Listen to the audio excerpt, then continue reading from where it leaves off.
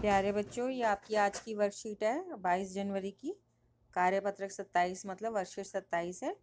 तो हम प्रकाश के बारे में पढ़े थे। प्रकाश का परावर्तन का मतलब है कि जब प्रकाश किसी सतह पे पड़ता है तो उससे टकरा के वापस जाता है। तो ये पड़ता है, इस दिशा में एरो दिखाते हैं, तीर के निशान, और टकरा के जब जाता है तो इस दिशा में जाता है। तो इस टकराने को सतह से प्रकाश का परावर्तन कहते हैं।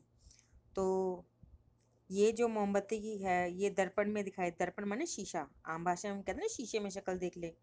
तो ये जो दर्पण में दिखाई दे रही है मोमबत्ती, ये प्रकाश के परावर्तन की वजह से दिखाई दे रही है। जैसे एक ये फोटो है कि ये पानी भरा हुआ है और ये पेड़ पौधे हैं, लेकिन इनकी फोटो दिखाई दे रही है और उल्टी फोटो दिखाई दे रही है। तो बेटा विज्ञान में हम फोटो नहीं बोलेंगे, प्रतिबिंब बोलेंगे। तो ये भी प्रकाश के परावर्तन की वजह से हुआ है।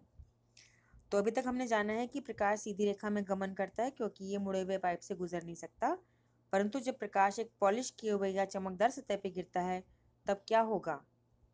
तो ध्यान देंगे बेटा कि जब प्रकाश चमकदार सतह पर गिरता है तो उसके गमन की दिशा या पथ बदल जाता है, यानी रास्ता बदल जाता है। जैसे कि मैंने दिखाया, ऐसे सतह पर पड़ा, टकरा के वो ऐसे गया। ठीक है ना बेटा?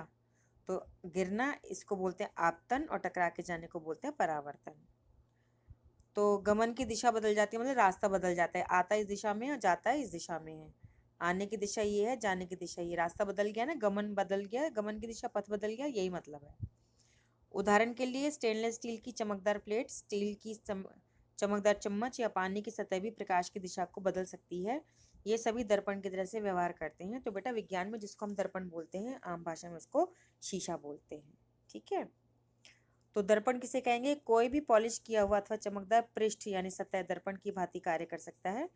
प्रकाश का परावर्तन का क्या मतलब हुआ कि दर्पण द्वारा प्रकाश की दिशा के परिवर्तन को प्रकाश का परावर्तन कहते हैं। नोट करेंगे बेटा ये ध्यान से कि वस्तुएं तभी दिखाई देती हैं जब प्रकाश उनसे परावर्तित होकर हमारी आंखों तक पहुंचता है, यानी टकरा के हमारी आंखों तक पहुंचता है। ठीक है बेटा? तो कोई भी आपको आपकी मम्मी क्यों दिखाई दे रही है? क्योंकि प्रकाश आपकी मम्मी पे गिरा, वहां से टकरा के आपकी आंख में आया तो आपको आपकी मम्मी दिखाई दी। कोई भी चीज ऐसी दिखाई देती है। अब साथ वाले घर में भी तो कोई सामान रखा, उसे प्रकाश गिर रहा है, लेकिन वो टकरा के आपकी आंख में नहीं आ रहा ना, इसलिए वो नहीं दिख रहा। समझ रहे हो बेटा? तो जब तक परावर्तित होकर हमारी आंखों में नहीं आएगा तो हमें वस्तु दिखाई नहीं देगी। ध्यान रखिए। समतल दर्पण से प्रतिबिंब का निर्माण। प्रतिबिंब को आम भाषा में हम फोटो कह देते हैं, पर हम फोटो नहीं बोलेंगे बेटा, प्रतिबिंब बोलेंगे। आइए एक गतिविधि के साथ सीखते हैं। समतल दर्पण के सामने एक जलती हुई मोमबत्ती रखिए। मोमबत्ती की लौ को दर्पण में देखने का प्रयत्न कीजिए। ऐसा प्रतीत होता है कि जैसे इसी प्रकार की एक मोमबत्ती दर्पण के पीछे रखी है। जो मोमबत्ती दर्पण के पीछे रखी प्रतीत होती है, दर्पण द्वारा निर्मित मोमबत्ती का प्रतिबिंब है।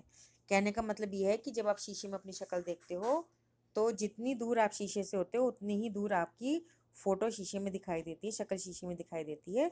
तो उसको हम बोलते हैं प्रतिबिंब, दर्पण में आपका प्रतिबिंब। तो कोई भी वस्तु दर्पण के आगे रखी है तो उसकी जो फोटो बन रही है उसको हम फोटो ना बोल के प्रतिबिंब बोलेंगे। अब मोमबत्ती को दर्पण के सामने अलग अलग स्थिति में रखिए। प्रत्येक अवस्था में प्रतिबिंब को देखिए। ध्यान देंगे, ये ध्यान देने योग्य है कि समतल दर्पण में प्रतिबिंब दर्पण के पीछे बनता है। यह सीधा होता है, वस्तु के साइज के समान होता है। बेटा साइज को आकार भी बोलते हैं। तथा यह दर्पण से उतनी ही दूरी पीछे होता है जितना की वस्तु प्रतिबिंब के सामने है। मजेदार बात यह है कि समतल दर्पण में जितनी दूर आप खड़े होंगे उतनी ही पीछे दर्पण के अंदर आपकी फोटो बनेगी, यानी प्रतिबिंब बनेगा। अगर आप पीछे होते जाएंगे तो आपका प्रतिबिंब भी पीछे होता हुआ दिखाई देगा। यदि आप दर्पण के पास आते जाएंगे तो आपका प्रतिबिंब भी पास आता हुआ दिखाई देगा। यदि आप अपना हाथ उठाएंगे तो प्रतिबिंब भी हाथ उठाएगा। आप घूमेंगे तो प्रतिबिंब भी घूम जाएगा। लेकिन जो प्रतिबिंब और दर्पण की दूरी है वो वही होती है जो आप और दर्पण के बीच की दूरी होती है। ठीक है बेटा? तो आपको पता है क्या कहते हैं हम विज्ञान में? बिंब। बिंब होगा, उसकी फोटो होगी तो फोटो ना बोल के प्रतिबिंब बोलेंगे। अब हमें अभ्यास के लिए प्रश्न करना है।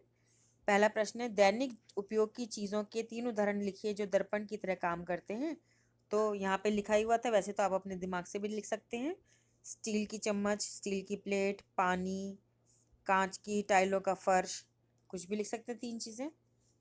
प्रश्न 2 है, प्रकाश के परावर्तन से आप क्या समझते हैं? यहाँ से लिख दीजिए उत्तर 2। ये आपका उत्तर 1 हो गया, उत्तर 2 यहाँ से लिख दीजिए। तीसरा प्रश्न है, समतल दर्पण द्वारा निर्मित प्रतिबिंब के 4 गुण लिखिए। तो यहाँ से आप लिख देंगे प्रश्न 3 का उत्तर यहाँ से लिख देंगे, 4 गुण है। चौथा प्रश्न, वस्तुएं हमें कैसे दिखाई देती हैं? तो वस्तुएं यहाँ से लिख देंगे आप, प्रश्न 4 का उत्तर है ये, वस्तुएं कैसे दिखाई देती हैं। ठीक है बेटा, तो बेटा ये सब काम करिए। और आपको पता ही है कि जो वायरस है उसने बहुत ही बुरी बीमारी फैलाई हुई है। कोविड-19 के विरुद्ध लड़ाई में हमें सुरक्षित रहना है और उसको मात देनी है। इसके लिए हमें हमेशा अपने हाथों को अच्छे से साबुन से, पानी से धोना है जब भी हम घर के बाहर से अंदर आएँ, और जब भी हम घर से बाहर जाएँ हमेशा मास्क पहन कर जाएँ। ठीक है बेटा।